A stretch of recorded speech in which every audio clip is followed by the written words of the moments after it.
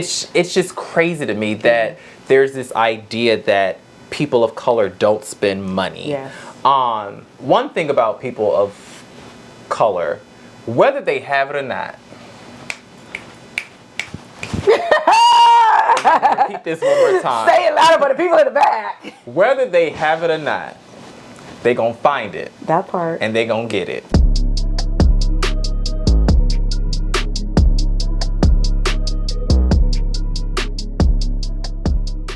Hi guys. Welcome to the Stylish Truth Stylish with Monica and Breon. Yes. So today we're going to be talking about who's actually really buying luxury. That part. Because there is a lot of misconception of everybody is the older people. Yes. Yes. Women, men of a particular age are buying luxury, and that's actually not the case at all. So what are your thoughts? Who's buying luxury?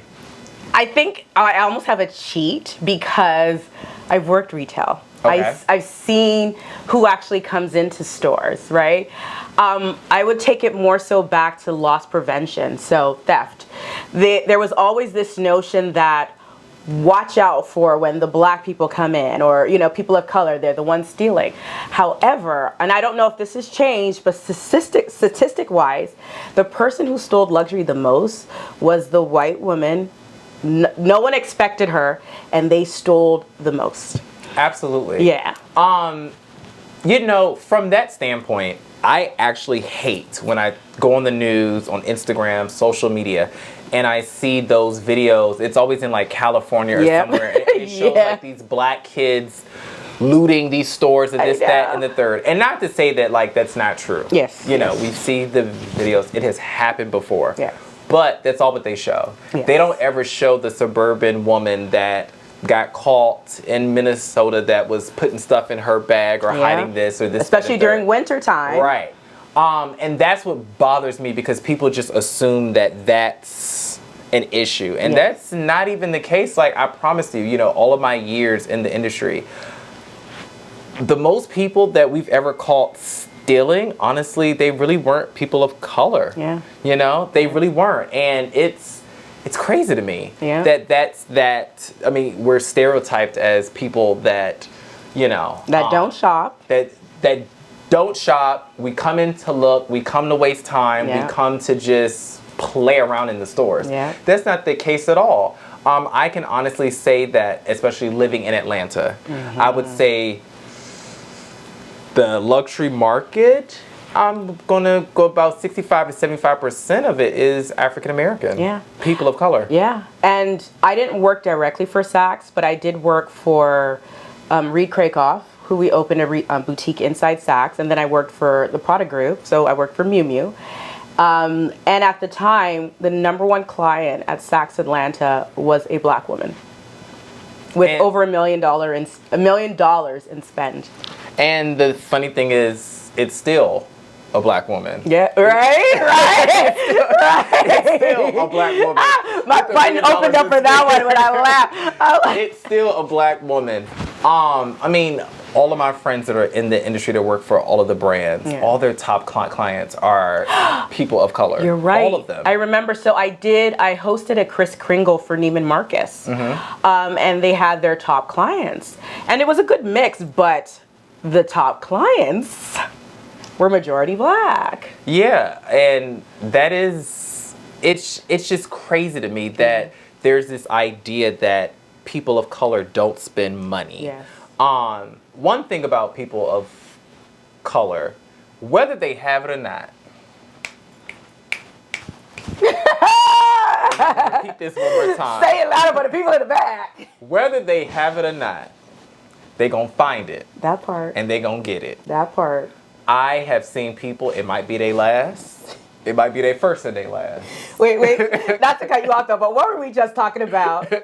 He just got back from Florence. I literally just got back from Florence just now. Like literally hopped off the plane, came straight here. Literally. And what were you talking about in terms of the shopping? The shopping is amazing. And what did I say? I said, even if I don't have it, it's all going on a credit card. I'm telling you, people will spend their last. Okay, I've seen people spend their last. It doesn't matter what they're going to find the money. Yeah. People of color always want to look good. And I honestly think that comes from history of not having. If you really dig deep, you know, people of color have always been oppressed, have always been held behind. So the moment that there was opportunity to gain, to be a part of the group, to have a seat at the table, they made sure of that. And then that association of what it means to do well. Absolutely. So you know, because a lot of people, there were a lot of comments in the last video that, so, you know, knowing all you guys know, why are you still buying luxury? And because I said, you know, for me, it's always been, I know this stuff. I've always known this stuff. We've always known this stuff. It's more so for you, the consumer, to shop wisely and to make your decisions wisely. If I'm being honest, there is association of I've accomplished, I've made it, I've done well, that is associated with luxury shopping. Hence, you know, even subconsciously, we want to do it when we don't even need to do it, right? So it's just because of you kind of, it's almost ingrained in you that you are seen as the other. You are seen as someone who doesn't have.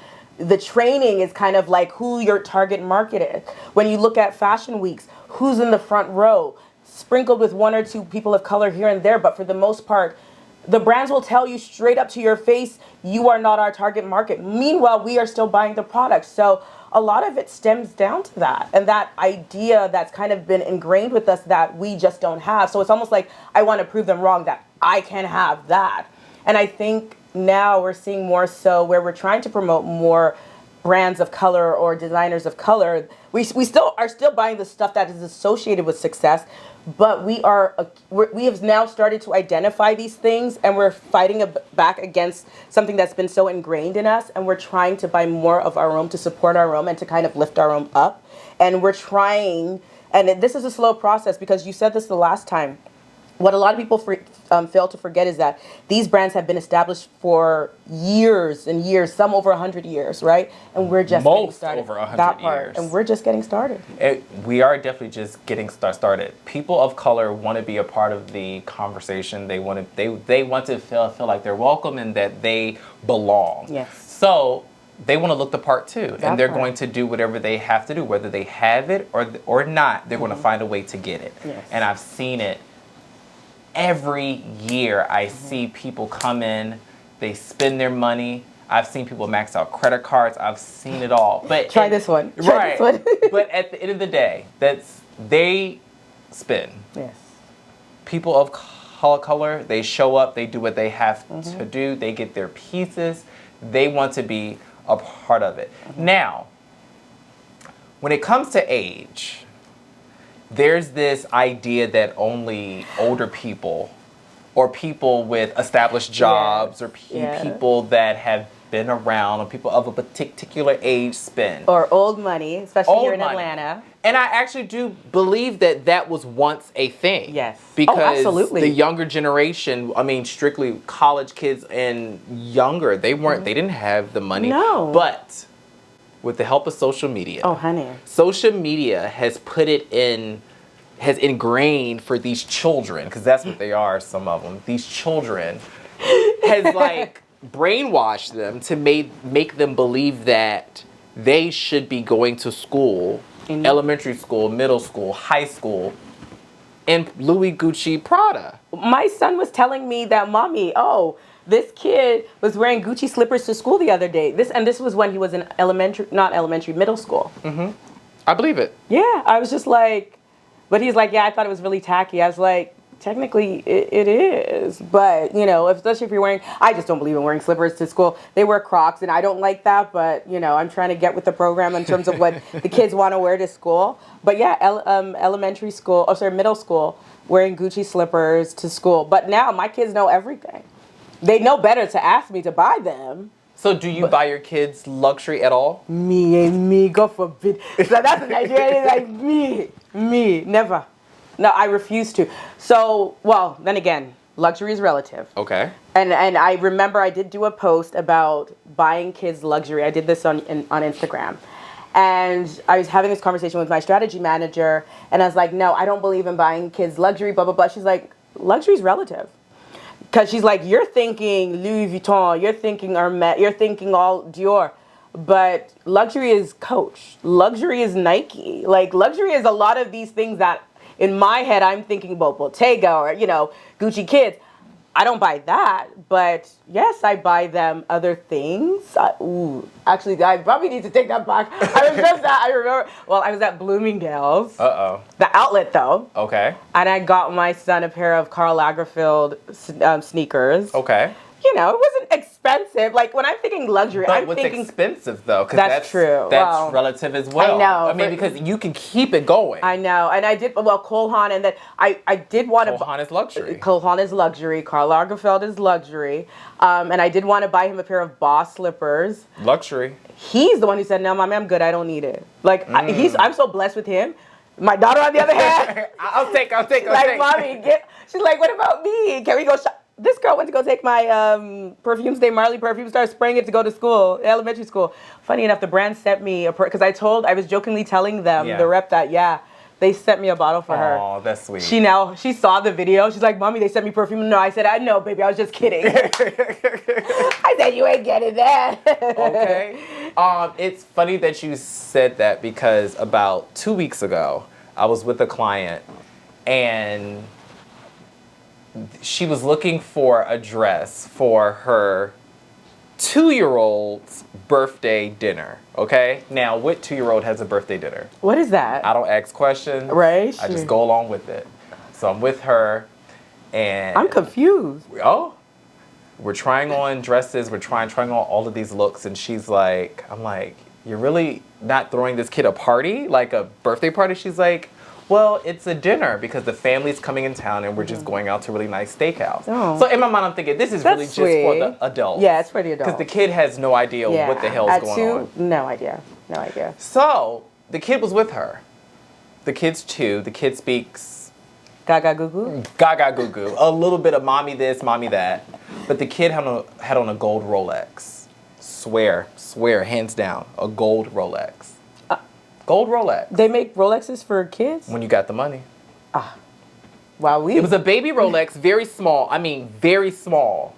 I was going to say smaller. I have a Rolex, very the small. small ones. I think what they did, honestly, was got the smallest that you can get and then took off all the chain, like the links, and made it just like extremely small. I highly doubt that they make them for babies, but make a long story short, the kid had no idea what was on her. Of course not. She's 2. She, right?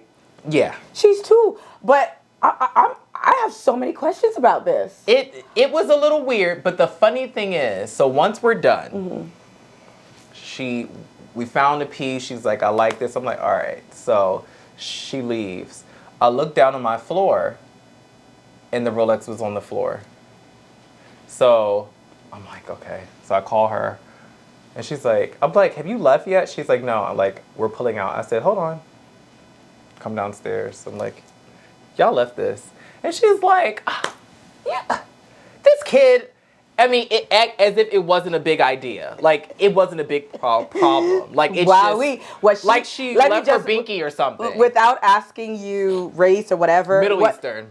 Really? Money. Wowee. Double wowee on that one. Middle Eastern. Did not care. Oh, wow. So it was, so when you say relative, that told me that everything is relative because to me, a Rolex is money. Right. But to them, it's literally just a watch. When you think about it, too, almost everybody, a Rolex is, you can't even go into the Rolex store and get a Rolex. Most of the time you can't.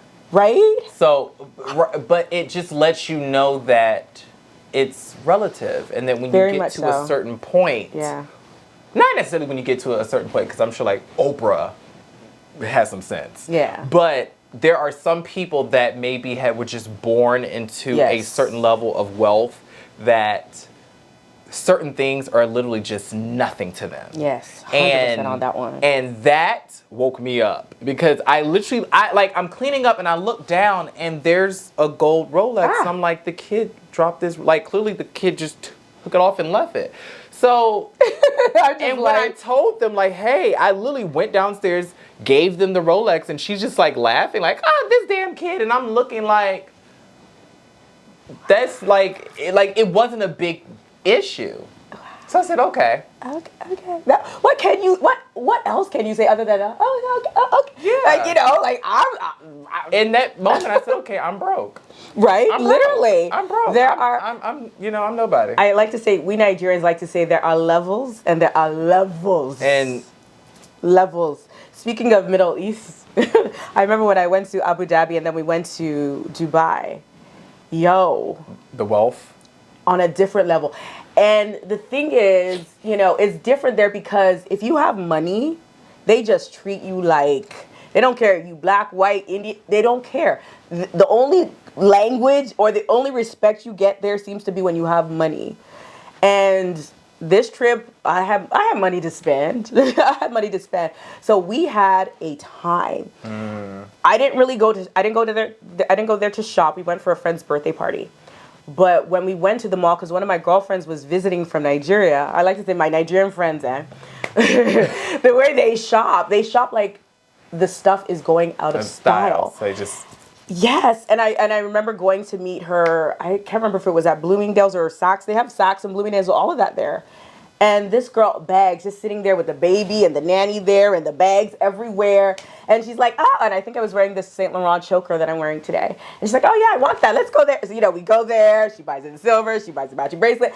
And it was like, keep on. It was like a marathon. We were there till like, I think the place closes at 12 and we were shopping. And I was just like, I was in awe of her shopping like that. But everywhere you went, I was just like, if I really came here to shop, like I legit would be broke. I mean, I would have to. I mean, that's a $60,000-$70,000 trip. Legit. Like that you would have to at least hit some of the stores and get that's the thing, something even from some something. of, and that's not even all the stores, just some.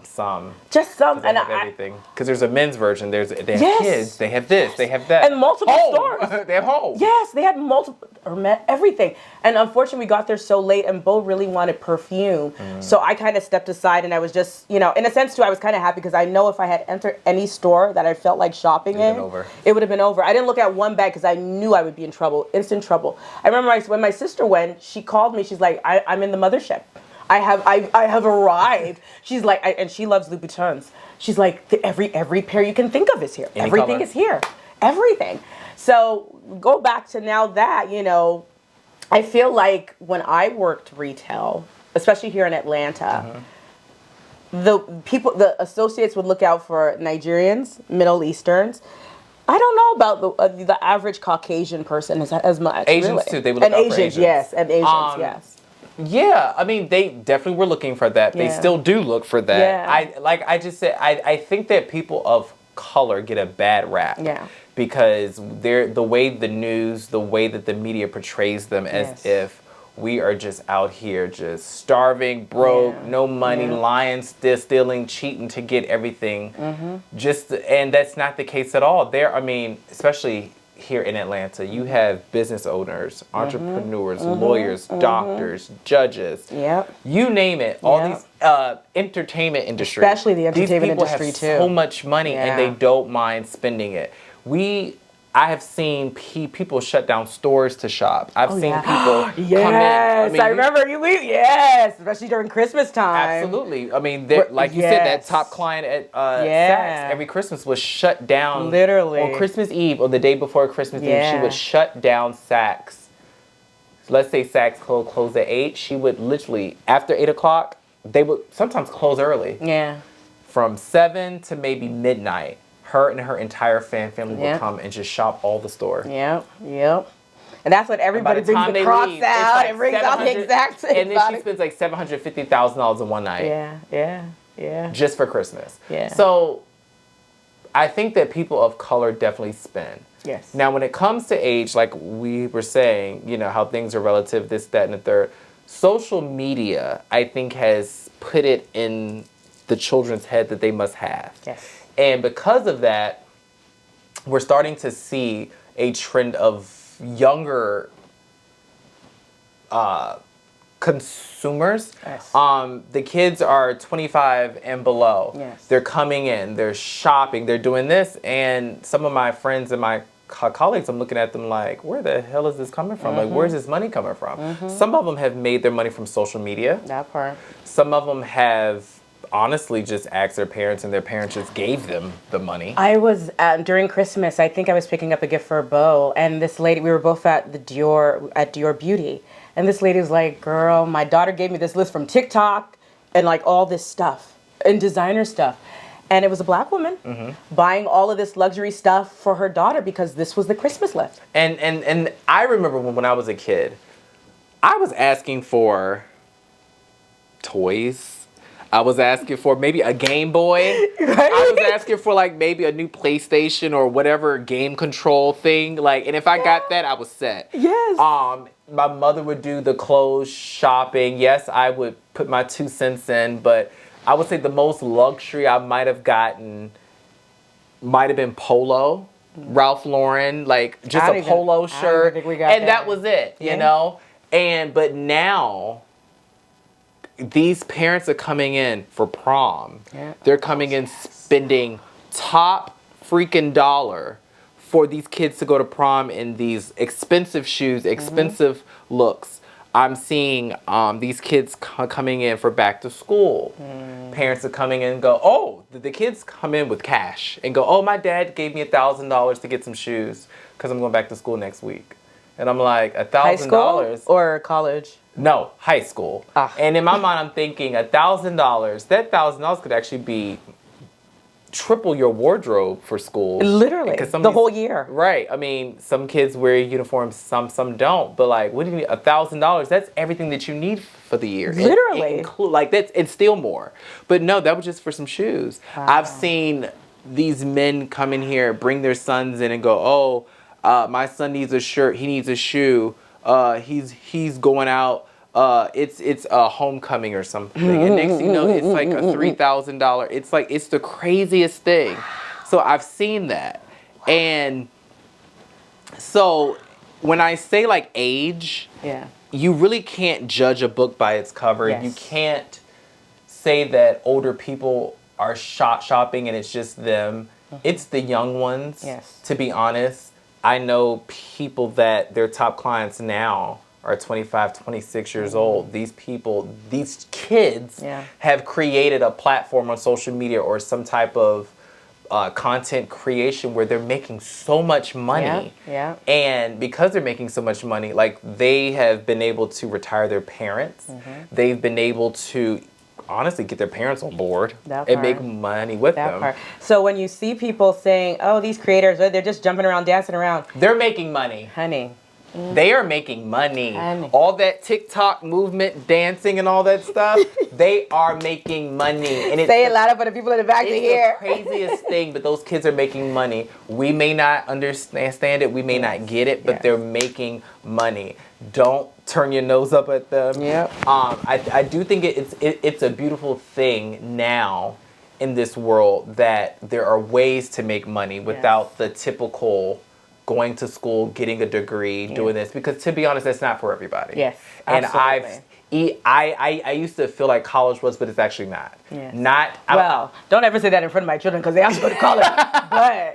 But no, I 100% agree. But certain people may want to do a trade. I agree. There are people that just maybe want to get into plumbing or auto or just some type of trade. Well, my brother-in-law, he owns an automobile repair store, and they are freaking wealthy from that job, you know, but that's what I always say, you have to identify what you're good at and run with it. I used to say, oh, I'm never going to use my degrees, but technically content creation, social media, it's social media marketing. So my media, background, and then my sociology background, which allows me to understand people's behavior, shopping patterns, all those things, right? And then of course the business of fashion was thrown in my last year in university, but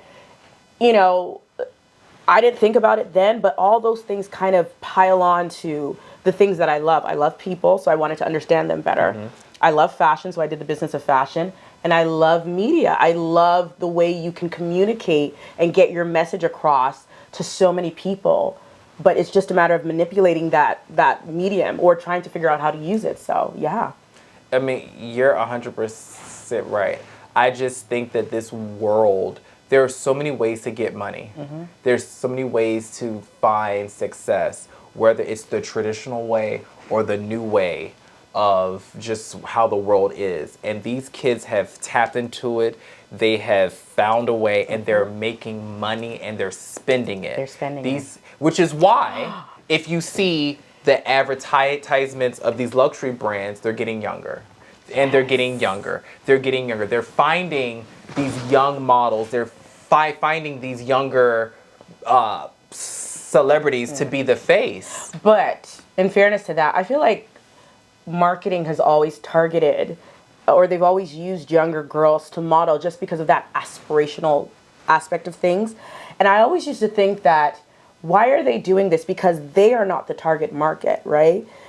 Even though I do feel like the younger, so this is where I kind of like clash with you a little bit. Okay. Because even though I do feel like the younger market is spending, but it's still that older generation that has the money, right? And it is, but the older generation is smart about their money. Yes, I agree. So I know that some of my people that work in the industry would rather have younger And I know why, yes. younger customers, younger clientele versus the older, because the older, they're going to do two things. They're going to come in, they're going to look at something and say, oh my gosh, I love this, but let me consult with my husband. Yep. Oh, I love this. Let me think about it, and then I'll let you know next week. We hate that.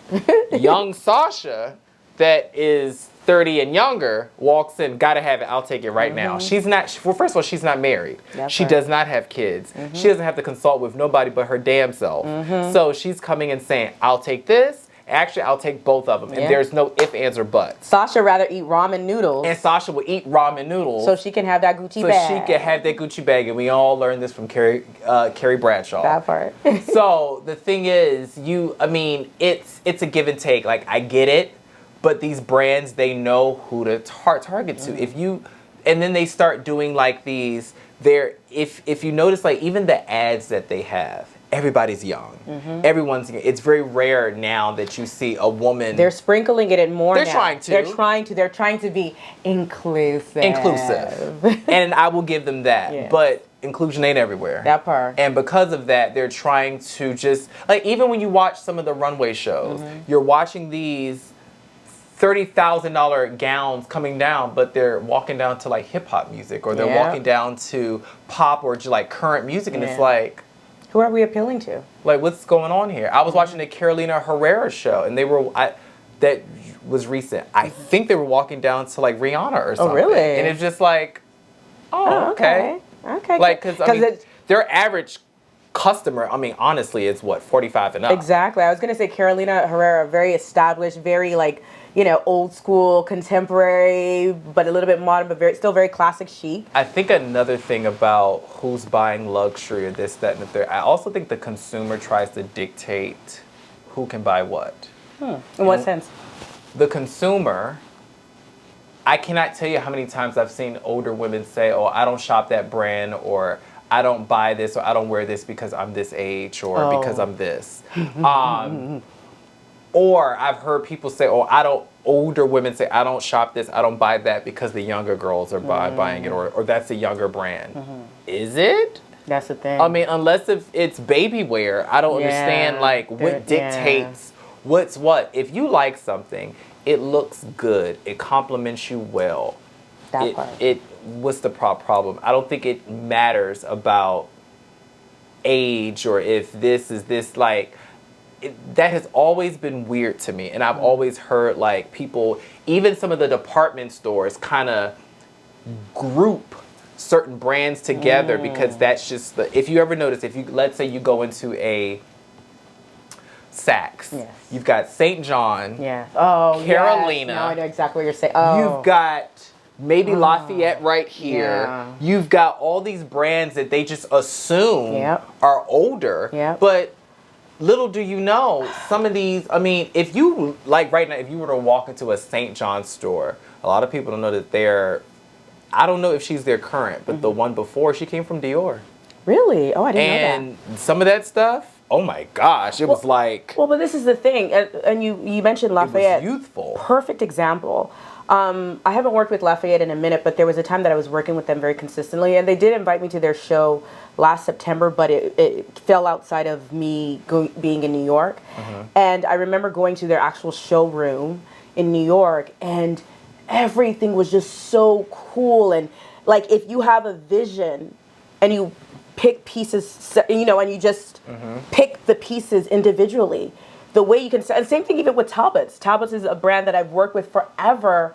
And when I was going to say, is this Talbots? No. But every now and then I'll put a piece from Talbots on and just work it into the way I dress now. And people are like, oh my God, where is that from? And I'm sure when and it's you Talbots. say it, they're like, what? Yeah, even when they post me on their page, they're like, why don't you style your stuff the way she styles it in store or in publications? Because I think because of what you say, the way that people are like, well, that's too young or that's too old. People have this very warped notion of who should wear what. Yeah. Right? And then you just ultimately take yourself out of the equation. Meanwhile, you have brands like a Lafayette that the quality, I have so many Lafayette pieces in my wardrobe. Quality, phenomenal. Like legit, like years I've had pieces when I'm just like, their cashmeres are amazing, their leather pieces, suede, snakeskin print, all of that, so good. The suits, oh, great suits. And when I bring them out years later, people are like, oh my God, where did you get that suit from? You know? And that is the crazy part about it. It's like I said, the consumer to me sometimes psychs themselves out, create this notion, and then the brands follow it as well. And it's not the thing. Like, I've even heard people for some reason associate Kate Spade with children or like a younger, because it's youthful. But I honestly don't think that way. I feel like I need to take that back. Not even that it's youthful, it's just whimsical. It's whimsical, but people take whimsical as fun, young, childlike, instead of just a brand that has some type of character. Yes, because that's what it is. A brand with part, and I love character. that. I love that framing. It's true. There's just character. She sees fashion in a completely different light. I remember in my Fendi years back in the day. Sorry. Dings. Back in the day in my Fendi years when Carl had put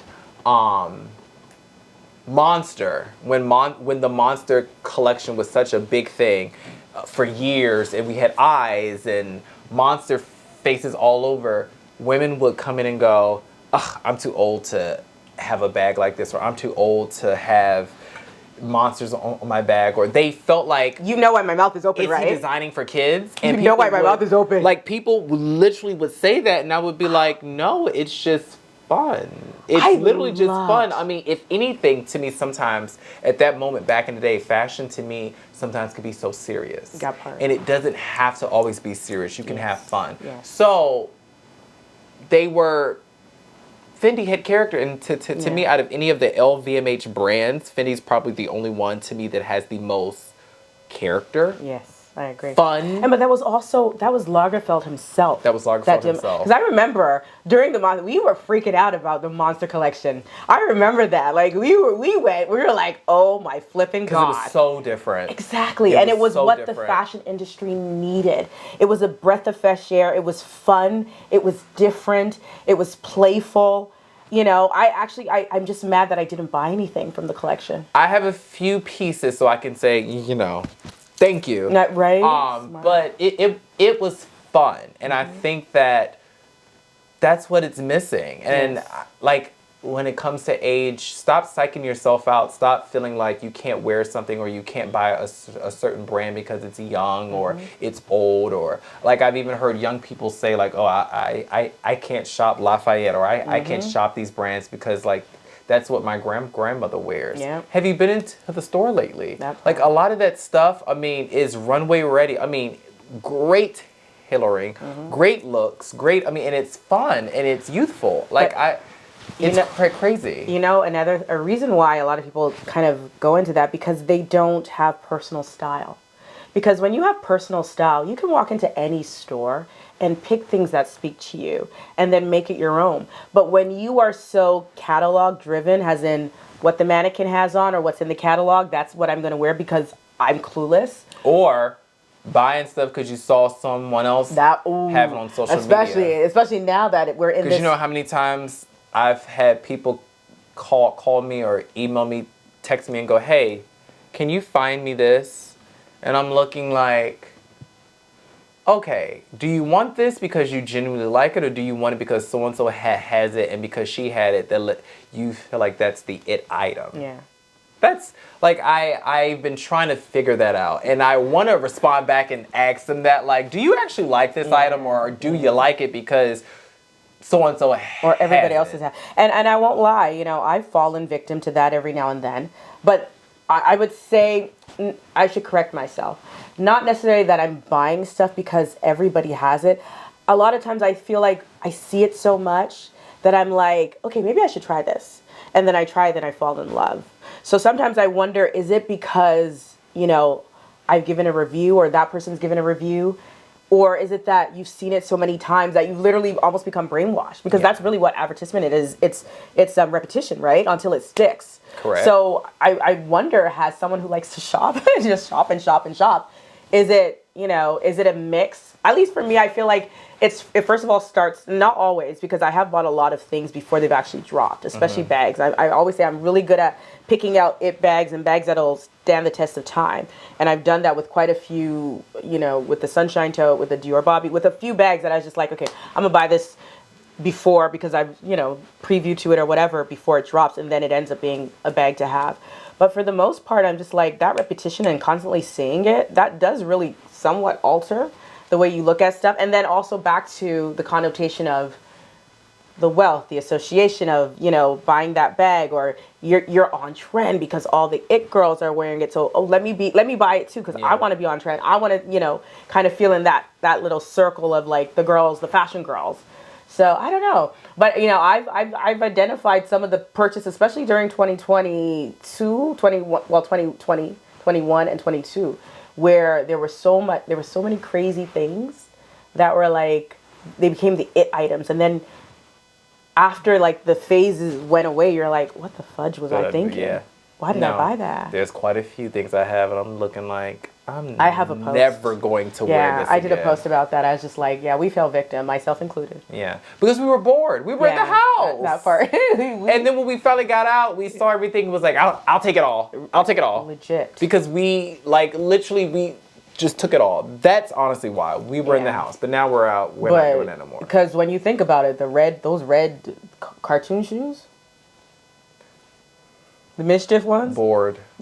Completely bored. Because where they at now? Yeah. I haven't seen them. And for people just listening, these are like red, massive cartoon shoes, literally like looking like Mickey Mouse shoes, legit. Just think of Mickey Mouse, the white Mickey Mouse shoes, but up to your knees and red and big like that.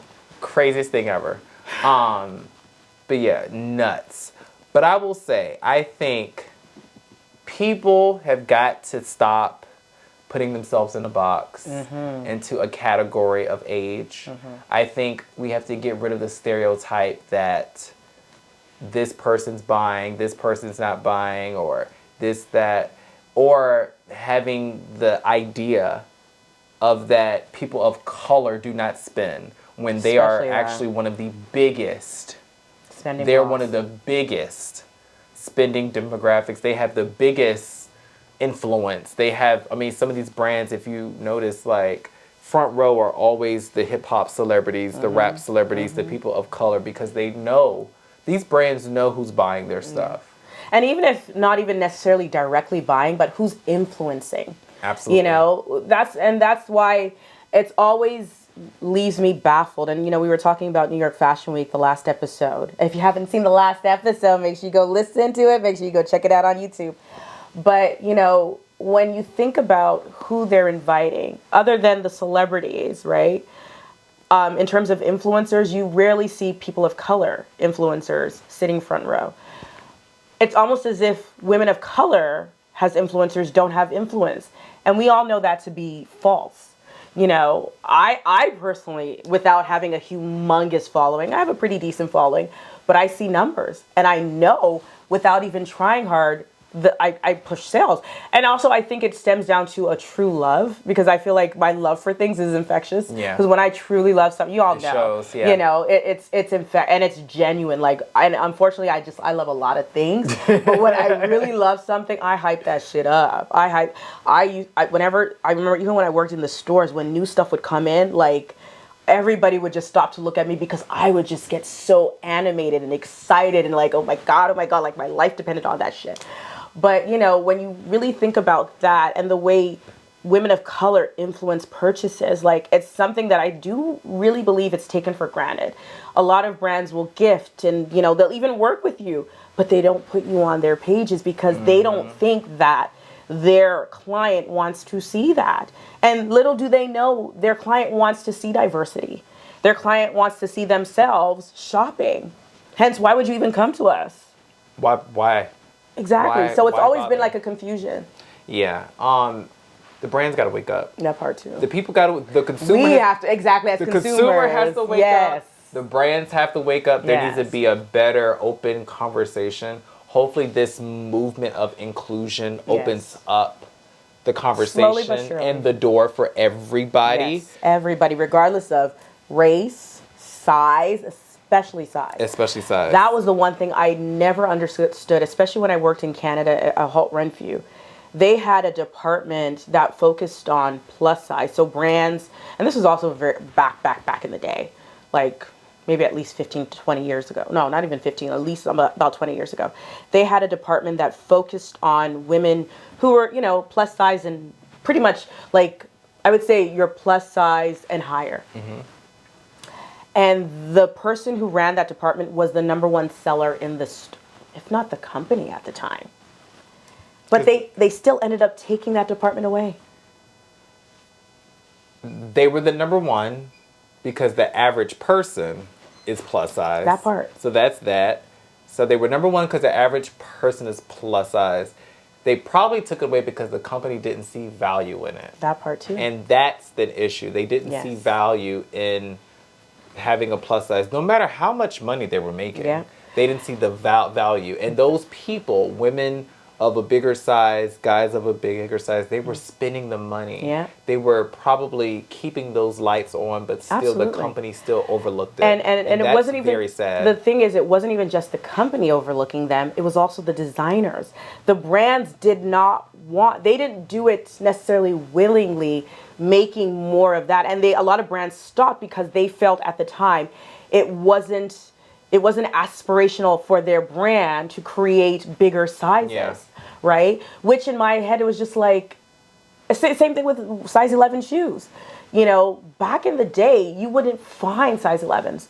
I couldn't find 11s. I just, every time, that's why even till today, every time I see shoes that I love, that fit, I just grab them because they weren't available. Now there's more, but it's still far and few. But it's like, I've seen people go into the shoe department and say, give me every size 11 you have. And they buy it. So it's almost this, and when you think about it, who wears size 11s? The majority are usually women of color. So it's almost like what are you doing? Are you trying to make money, or are you trying to be exclusive? And exclusive to who? For some reason, the brands don't want to create a narrative that they are that. Yeah. So when it comes to like the plus size and all that stuff, they don't want to be associated as a plus size brand, even though they may have a plus size or they may go up to that size. They don't want to be associated with that because in their mind it lessens their it lessens their brand. It lessens their approach. It lessens what they're about, and I hate that. And I genuinely it's so dumb. Let's just call it what it is. It's dumb. It's bad business. No, it's horrible, actually. It's bad business. But, yeah, and I think that's another problem. There needs to be conversation of how to combat that, because at the end of the day, the average person is not a size 0. No. Not a size 2. No. The average person may have larger feet. The average person. Why not just cater to everybody? If you really want to make some money, have your offerings appeal to everyone. Yeah. So somebody can walk in and go, oh, well, they have my size or this, that, and the third. Like, companies are losing out on so much money. You'd be surprised how many times luxury brands have larger people come in and they can only buy a bag or a shoe. Yeah. Yeah. Because the ready to wear doesn't fit. It doesn't go up to, like, certain brands only go up to a large. Yeah. And that large is a size 8 or a 10. Yeah, like their large is maybe a size 8 or a 6 because it's European cut. Yeah. So it's like horrible business. Like it's just probably one of the things that have always baffled me. And this is where I go back to say, thanks to social media, brands are actually beginning to include plus size women. They're beginning to include more models of color. They're beginning to include more diversity because a lot of influencers just started to do their own thing. Absolutely. I know quite a few plus size girls that were just like, F this, we're gonna make our own brands. And same thing even with beauty. It wasn't until Rihanna in the last, how many years did she start Fenty? What, like 3-4 years ago? Yeah. It was until these houses have been around for over 100 years. And they still didn't have colors for people of... and no, black people only had 2-3 colors. As if black people are only 2-3 colors. Right. Like the audacity of it. And then yet, but we're inclusive. Are you? That part. Are you? That part. I mean, because you have multiple shades of white. No.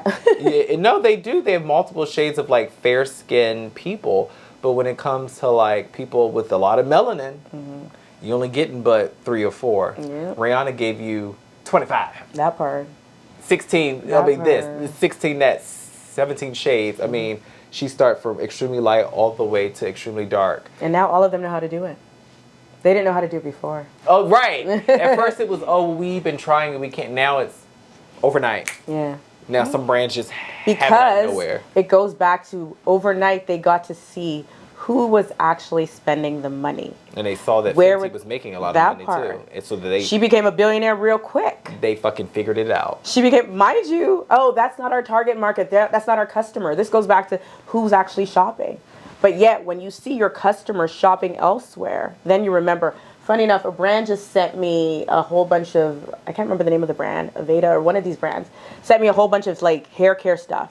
And in the note, we saw that, we saw your post about, your hair after you take your braids out.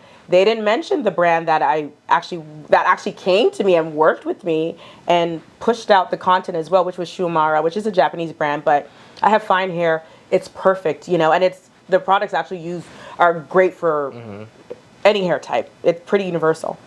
But I'm like, this is what brands do. Once they see that that market is buying, and then now all of a sudden you make, you've always been here, but now you know how to make curly hair girl products. They pull it out their ass. Like, literally, because they always had it. They always knew that they can do it. They just chose not to. Yeah. Let's just call it a spade a spade. Yeah. They chose not to. They chose to ignore a certain group. They chose to not see a certain group. And now that they see that certain group is shopping elsewhere, making that brand money, making this person rich, doing this, they're like, we want a piece of the pie too. Yeah. But so that's why they're doing it. But they'll say, well, it's about the profit. It's not profitable. But then we can go back to the argument of a store like Holt Renfrew having plus side section and then taking it away. So is it really about the profit? If you know there's a need for this, but you don't provide it. Absolutely. Or if you're providing size 11 shoes, but only in the ugly ass styles,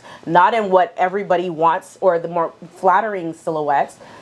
Or just offering certain sizes, the larger sizes in black. I love white shoes. I have a lot of white shoes. But just in black. Not me. I've seen brands that have done, when the larger sizes come, it's only in like very dull black, brown, that's it. Instead of doing fun, this, that, or like, I've seen it all. Yeah. It's crazy. I would say probably Gucci is probably one of the only shoe brands that I feel like has been consistent, at least for well over 20 years. For sizes, for you. Shoe sizes, yes. Yeah. My wedding shoes were Gucci. Like, when I think about it, because I've done a lot of content around shoes lately, and when I think about it, they're probably the one and only luxury shoe brand that has been consistent in terms of actually providing options across the board and in all colorways. Well, I will say Gucci itself, I've been a size Gucci 10 across the board for many years. Ain't never have to go up, go down. It's just been a size 10, very consistent. I know my size in Gucci. All these other brands, Yeah, all over the place. All over the place. Especially Saint Laurent. Oh, I feel like we need to talk let's about... not talk about that. Oh, maybe that's the next Because episode. when I was in Florence 2 days ago, I'm a 44. But certain shoes and sandals in Saint Laurent, I'm a 43 and a half. But then in a loafer, I'm a 45. Well, which one is it? Honey. So now you can't buy me gifts. Don't even get me started with Saint Laurent. I have tried. And funny enough, I have Saint Laurent Western boots that are absolutely gorgeous. I have Saint Laurent platforms. I've got a few Saint Laurent shoes. And then all of a sudden, after the pandemic, the first pair I tried doesn't fit. Second pair that I ordered doesn't fit. And these are all 42s I'm ordering. And I have not been able to buy a pair of Saint Laurent shoes in the last year and a half. That's nuts. Same brand. Yeah, they got to work on that. As far as I'm concerned, I think the next topic should really focus on why are we hyping up these brands and luxury and the idea of luxury. So in a previous video, actually I just did I did a Q&A, Ask Me Anything, and I answered all the questions, but I also attached that to a Walmart haul. No, actually, no, that wasn't that video. See, I'm mixing up the videos. It was actually the 10, not 10 things, but my most used items from July. Okay. My sister told me to do this video and I did it. It was fun. If you guys haven't seen it, check it out. It's on YouTube. But I did this video about the most used items that I've in my closet, most used luxury items. And these Gucci glasses were one of those items, which I lost them in Mexico. I can still cry. I don't want to talk about it because it's going to be like, I'm like devastated. But I got these glasses maybe about 7 years ago when I did a campaign with Neiman Marcus. Was one of the things I picked. And I thought they were just sold out across the board. Couldn't find them. And then I remember doing a campaign with Walmart maybe 5 years ago and seeing those same glasses on Walmart.com. Not in store, Walmart.com. So someone now left a comment like, oh, I don't trust buying luxury from Walmart because the associates don't know how to take care of, they're not trained to take care of luxury. And I was just like... Okay, so to combat that, Walmart, I don't think they have luxury product in store. No, I think it's not an in online store. thing. It's only online, so just like Net-a-Porter. So let you know. Yes. You know, you talk about taking care. It's online. That part. So that's that. So it's shipping directly from the warehouse to the customer. Which is what? Who else does that? Net-a-Porter. And many other billion brands. Exactly. So that's that. Two, to be honest, you can go into some of these luxury stores and some of the salespeople barely even know anything, any history, any product, they don't know any of it. The leather, the ready to wear, if it's cashmere, if it's wool, you'd be surprised. No idea. Next time you go into a luxury store, ask some questions about a bag and let me know what type of information you get. That part. So I think that I get where they got that from, why they would never, but to be honest. But for the people who don't get it, and I feel like, we're almost out of time, but I feel like that could be a conversation for another time where we really dive in, because people have put such high esteem on luxury as if it's just floating on a halo that can't be touched. But in reality, it's just as nitty gritty and dirty as everything else. It is, and it sometimes can be worse. Yeah. I think Walmart is a excellent brand when it comes to providing items, providing clothes to the average person at a really good price. Yeah. And if you really dig deep, perfect example. I know she doesn't. Oh, she's gonna kill me. She doesn't go by Hilo Lux. Oh, Janae. Janae. Yes. She posted a jacket not too long ago that I saw, and I was like, gotta have it, because she was like, I think going to the airport, this denim jacket, and I saw it, I screenshot, and I'm like, okay. And I think she tagged it, and then once I followed the link, it was Walmart. Really? It was Walmart. Or what's their brand? But they have like a... Free Assembly or Scoop. Scoop. Yeah, Scoop. It was Scoop. And I go... I just did that. My campaign was around So Scoop. I found that... I literally just got back from my trip. But like, on my list this week is to go to Walmart and get this jacket. It's like $20. Yeah. It looked great on her. Yeah. I'm going to make sure it looks great on me. And I don't give a damn that it's remember what I said earlier? It's really just about identifying good pieces. Janae's really good at identifying what suits her and putting it together. So you just have to identify what works for you. A true fashion person can walk into any store, regardless of the price point, and make it work. make that shit work. Period. And if you can't do that, you just don't got it. Sorry, period. I agree. And some people just feel like it has to be Louis Gucci Prada for them to do it, and that's not the case at all. No. But please, I want you guys to dig into our comments. Let us know what you think. Give us some questions. Yes. I hope this was a great conversation for you guys, because it damn sure was. I know. We could have kept going. We could have kept going. It's just we have to end it. We were trying to be more mindful of time. We will continue to go and go.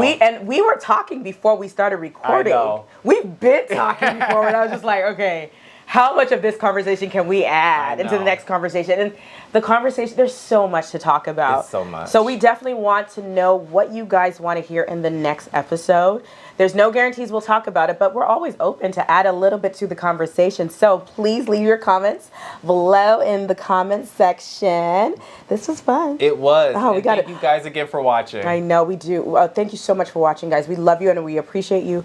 But I feel like we need to go on a shopping trip and maybe take the conversation to on the road, or even just go shopping and like see how people respond and like all the things. That actually might be a great idea. That could be funny. We could work that out. All right, let's do it. All right, guys. Thank you, guys. Thank you so much for watching The Stylish Truth. And we'll see you guys in the next episode. If you are not following us on social media, make sure you're following me. It's Awed by Moni, AWEDBYMONI. Across the board, that's Instagram and TikTok. And then, Breon, give them your handle. Above and Breon. Yes. ABOVE and Breon. BREON. Only on Instagram. But yes, I'm like... No, that happens to me all the time. I'm literally like spelling it in my head. I'm like what is it again? I know, right? But yes, please follow us, like, comment, DM us, let us know what you want to see, and we will definitely keep that in mind. Yes. Thank you. Thanks, guys. Bye, guys. That was good.